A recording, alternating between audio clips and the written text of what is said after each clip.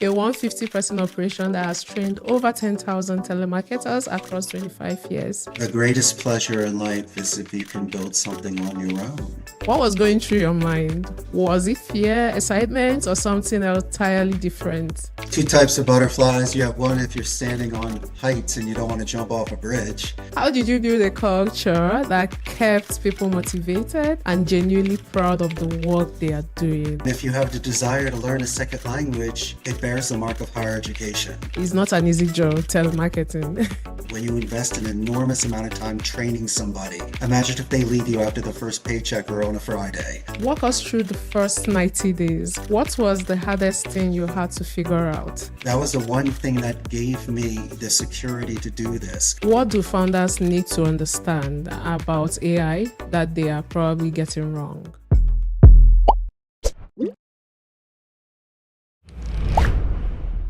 What does it take to leave everything you know, move to a foreign country at 27, and build a thriving business from scratch? Today's guest did exactly that and then some. Richard Blank traded Philadelphia for Costa Rica, followed a dream and a vision most people would have called crazy, and turned it into Costa Rica's call center, a 150-person operation that has trained over 10,000 telemarketers across 25 years.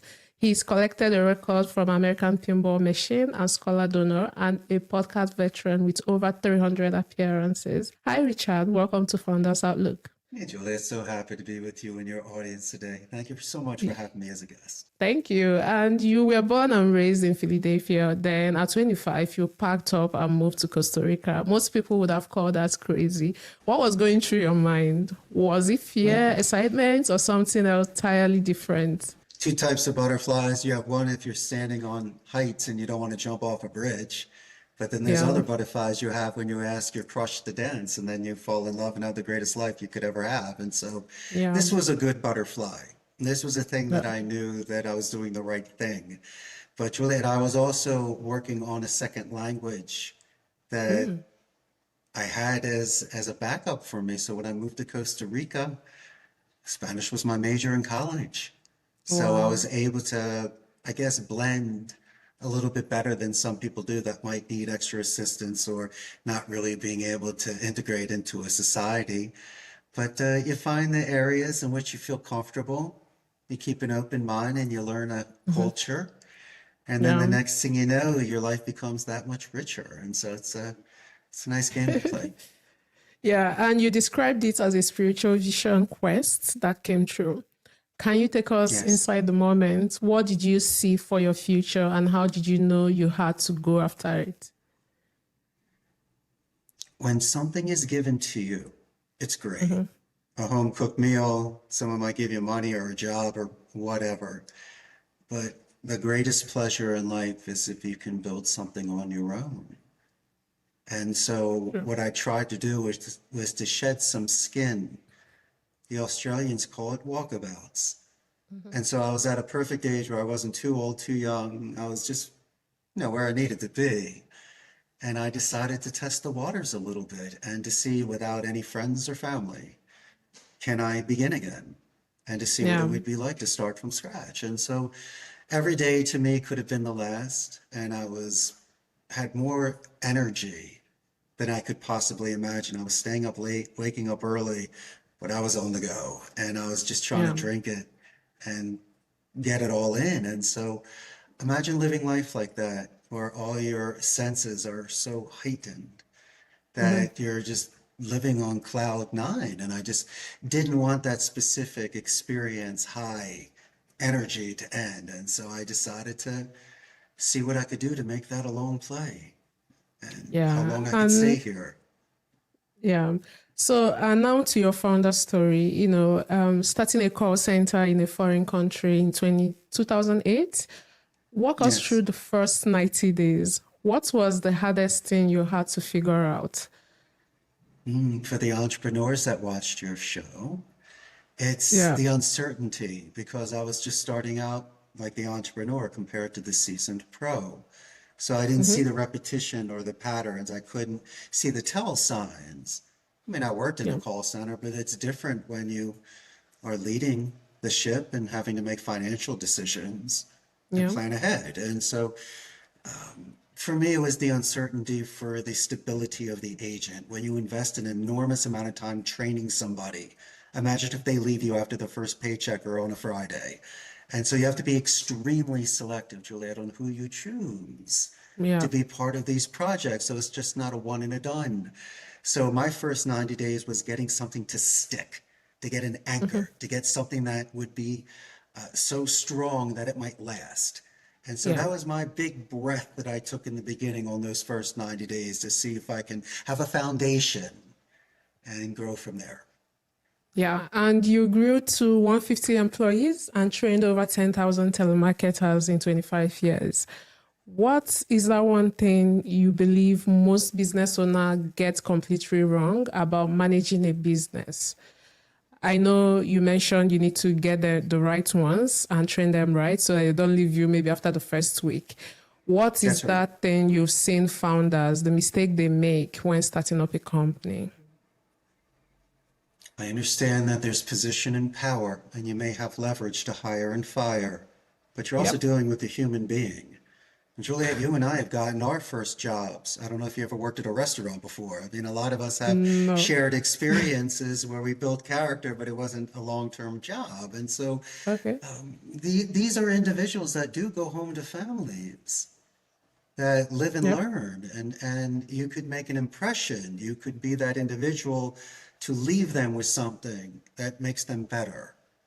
And Yep. so when you and I have sat in certain meetings and been at certain companies and had to deal with many different types of bosses and partners, I always believe that the greatest way to begin a relationship was to treat somebody with respect. Doesn't mean I have to agree with you, and I'm not going to buy from Yep. you, but Mm-hmm. I can respect you and I cannot rush you. And so when you have a certain pace, Juliet, you get a certain rhythm Yeah. and it And seems to fit perfectly. Yes. yeah. And your business, telemarketing, right? It has a Yeah. reputation. How did you build a culture that kept people motivated and genuinely proud of the work they are doing? It's not an easy job, telemarketing. No, but it makes it even tougher, my friend, when you choose a campaign that compromises your ethics, values, and morals. If you hate your job, your boss Yeah. is terrible, they don't pay, your manager screams at you. Why would you want to be there? And so I also can't give you a reclining chair, back massage, call center environment either. I mean, it's a real job, but if you can separate yourself from the grind, because a lot of Yeah. jobs have a grind, imagine manual labor. And so if you look at it like the art of speech, like you do, being from Mm-hmm. beautiful Nigeria and all the Yeah. different languages and cultures that you have on that Culture. continent, it's Yep. the kind of thing where you have a beauty mark, your Yeah. accent. And if you have the Yep. desire to learn a second language, it bears the mark of higher education. And Mm-hmm. so I try to incorporate a renaissance, the art of speech, learning, I guess, very strategic vocabulary, going into the source and replacing words that could create a rabbit hole, maintain a positive tone. Mm-hmm. You might think it's simple and common sense, but a lot of people are lazy in their speech, or they like to curse, or they scream. And it's just, you wonder why individuals can save calls and manipulate in a way where you're not taking advantage of someone. You're just extending time by asking certain questions, stacking questions, raking and repeating, and really just marinating it so nothing gets lost. It is a trade. It's a beautiful thing. It's almost like people that can draw your silhouette in the town square. They can draw, some people can speak. And so Yeah. with immense amount of practice, you become an expert at it. And so people can find their pace and their rhythm. The bad calls don't bother them. And when the numbers increase and they make more money, this is the interesting thing. It's like somebody in the gym that's got big muscles. They Mm-hmm. love sharing their skills and their experience with somebody else that has the desire. So if Yeah. somebody wants to learn how to save a call, use a rebuttal, make an introduction, those aces and those strong players love to share. And Yeah. so you're in an environment that gets a little bit higher than just money. It's really about something where people are, or it's more of a learned environment, which is Yeah. very interesting. Yeah. And, you spoke about sharing, and that draws me to when I was researching about you. You endow with scholarship every year for students who plan to study world languages at the university level. That's Yeah. a very specific investment. What's the story behind it? Well, listen, I wasn't an athlete. I didn't get one of those scholarships, nor did I get Yeah. academic. I wasn't smart, but I love languages. And Yeah, I you and I noticed. both Yeah. know we both speak multiple languages, how long it takes and the dedication. Yeah. It's not something you can spin or just do overnight or be cute for 5 minutes. This is the kind of thing you might earn a living off of. And so when I sponsor the books for freshman year for a graduating senior at Abington High School, what I like to do is I put myself in their shoes. They're giving Mm-hmm. themselves a gift that separates themselves from so many. That was the one thing that gave me the security to do this compared to, let's say, a doctor, an attorney, an engineer, or somebody going into a family business. I was taking the risk of that second language to see what Mm-hmm. door that would open and where that would take me. Yeah. And you talked about naysayers and great believers and people that say I'm crazy, negativity. Mm-hmm. It's only because they never learned how to do a flip. They never learned how to do it. And Yep. until you understand where I'm coming from, it's very difficult to put that. And you know what it is, Julia? It's people that love you and care about you. They just want to protect your heart and make sure you don't get hurt. But if you keep you and I off of the roller coaster, that's the Mm-hmm. best. Imagine you and I got front row on that roller coaster. That's always the greatest seat when you're doing loop de loops. And so you should never Yeah. deprive somebody of living a very full life. Yeah. And talking about living a very full life is like you're into music as well. Because you hired Gary Bears to produce a rock music, a rock song and music video filmed right at your call center. Oh, How did the yeah. conversation ever happen? What drew your interest? What made you start that? First, I got to ask you a question. You remember the Yeah. band In Excess, don't you? Yep. Songs like Need You Tonight, New Sensation, Never Tear Us Apart, Suicide Blonde. I mean, I could go through the whole library. My Yeah. favorite band. And so a good friend of mine down here, Igni Faroki, wrote a song about my call center called Shine Like the Sun. And so Mm-hmm. you and I, we always follow people's podcasts, and I heard Gary Beers talking about his company in Los Angeles where he makes bass guitars and Yep. went on his website, and one section said, hire Gary. He says, yo, man, if you got a song, send it to me.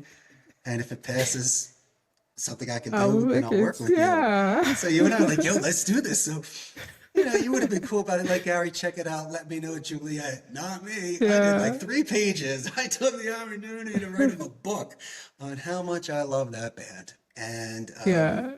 the gentleman wrote me back the following day. I couldn't believe Wow. it.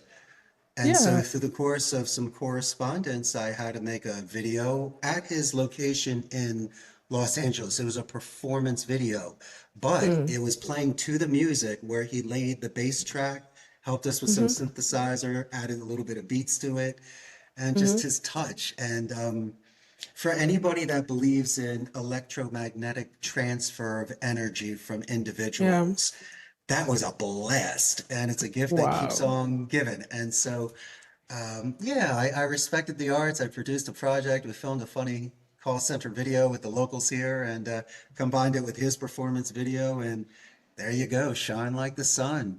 Gary Beers and Nice. Iggy Faroki. Check it out. Okay, drawing you back into today's world, you listed AI as both a pro and a con in your world. From where you Yes. sit, running a call center built on human connection, what do founders need to understand about AI that they are probably getting wrong? Self-checkout at the grocery store, the kiosk at the airport. Or even the ATM machine to get your cash. Because Juliet, imagine if you and I had to wait in line to get it at the bank all the time. That'd be a pain. And so I can't force people to be inconvenient. And I also believe that when you have a level 1 support where you're just confirming information, where it's not too complicated, where you have to put in too many letters or speak too long where it can't catch it. But it's an excellent way to gather and to organize for a second and third level individual. And so it will be reducing certain areas of my industry, but also kind of like a concierge or a first class service that will only be expanded for older individuals or those that didn't get a resolution or just someone that wants to talk to somebody, but they haven't mastered it yet. I still receive calls, robocalls, and it might sound like Judy offering something, but the Yeah. timing is off. There's Yes. something called the uncanny valley. As much as mannequins might look like humans, there's still something a little different in the store.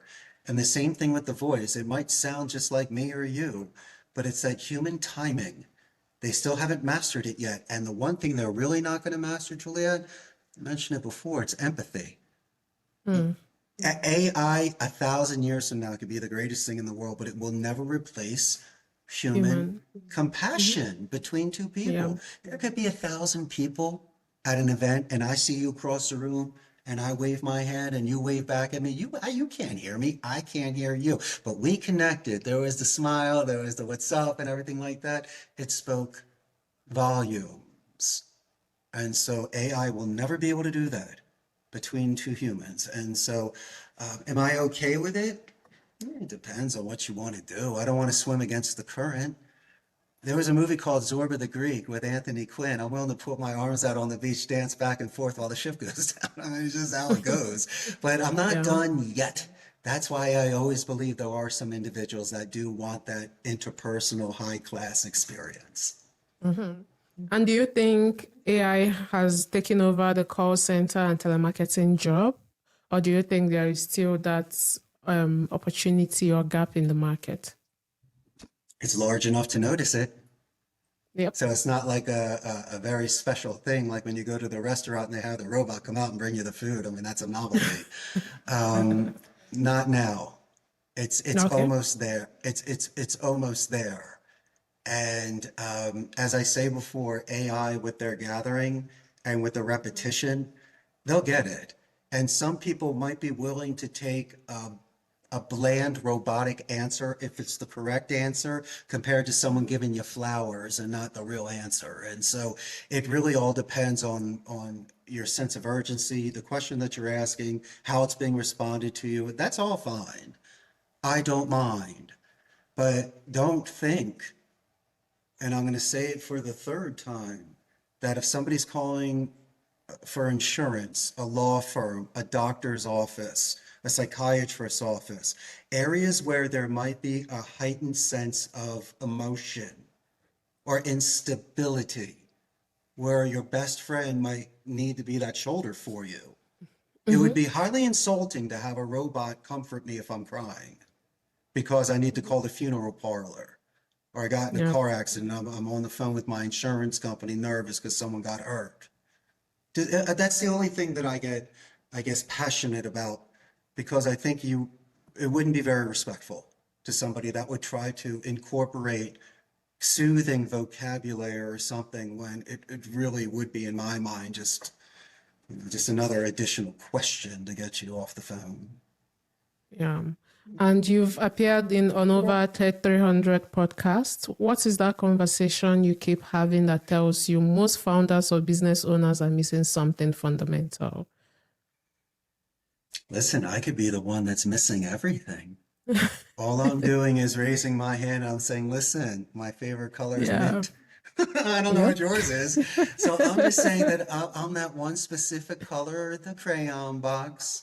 You mentioned my Yeah. story being unique. There might be some that can relate. Most can't.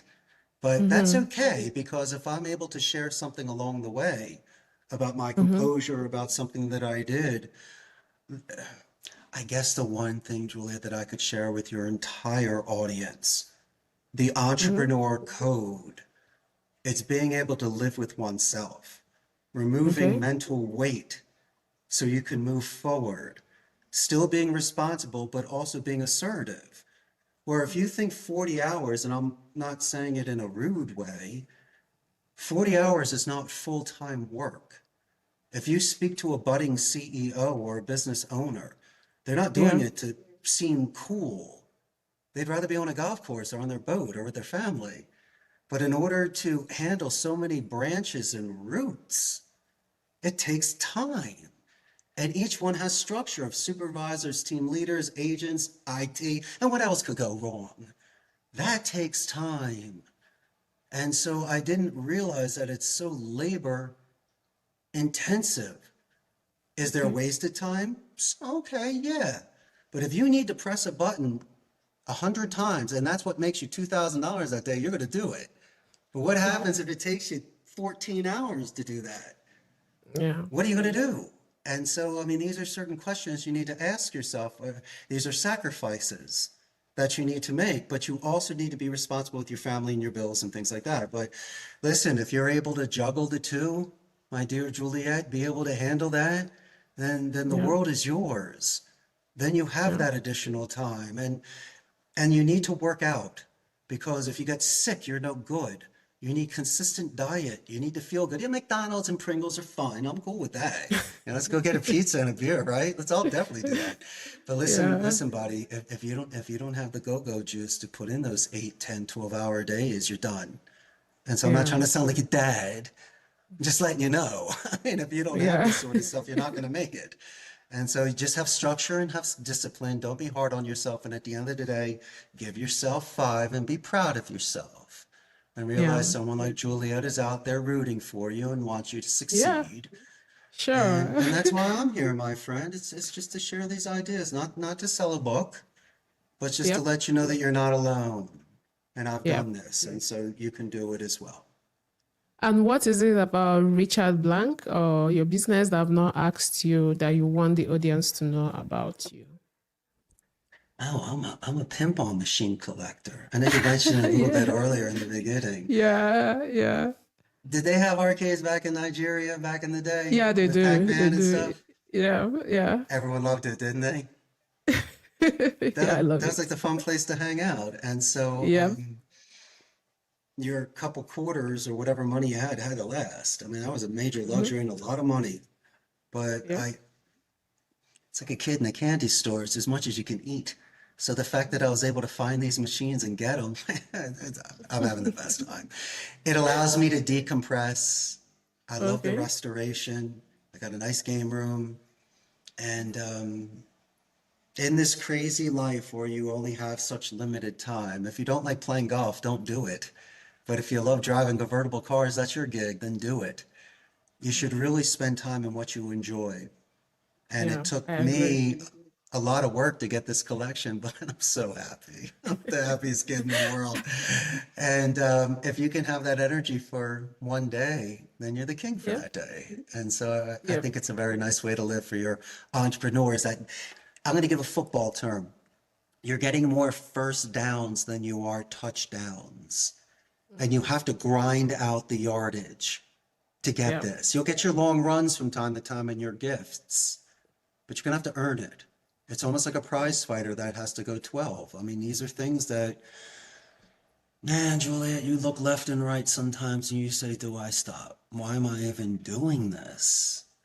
And there's that spark in you that tells you to keep going. And those are the legends. Those are the ones that can make it over the mountain and through the seas and the deserts, you know? Yep. And you've lived in Costa Rica for nearly 25 years. If you had to distill what Pura Vida, the Costa Rican way of life, has taught you about business and leadership, what would that be? A push and a pull. It is a completely Yep. different culture. Mm-hmm. In Costa Rica, they have an expression called Pura Vida, which Yep. translates to pure life.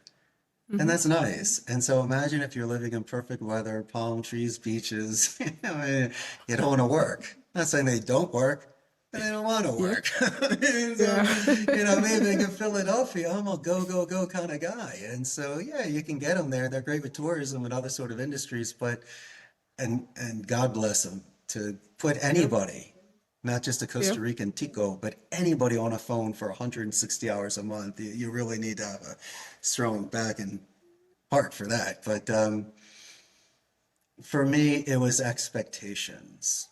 You literally Okay. can't expect someone to lift as much as you or run as fast as you. This was my native tongue. This is my wheelhouse. I'm an owner of a call center, sharpest knife in the set. And so if I expected somebody to be able to do that, then I'm selling everybody short. And Yeah. so for me, what it was, I needed checkpoints with people, but I also needed commitment. If you can do dedicated practice outside the office, I'm not asking you to spend all of your time, but whistle while you work. And so if I can see people progressing, then that's a very good investment, my friend. That means that we're all growing together. And so you get an eye for those sort of things, kind of like a gardener. He can see the growth. And so that was it for me. I just wanted to make sure that the people were getting bigger and stronger while we were in each other's presence. Yep. Yep, Richard, this has been one of those conversations I know our audience is going to be talking about. You Hey, remind us listen. that the biggest leaps across ocean, across industry are the ones worth taking. Thank you for bringing Pura Vida to Founders Outlook. Had the best Everyone time. found, yeah, you can find Richard, the Costa Rican Call Center, through the link in the description below. And please make sure to like, share, and subscribe. Thank you so much, Richard, for Juliet, you joining have a us. good one. Thank you. Thank you. Yeah.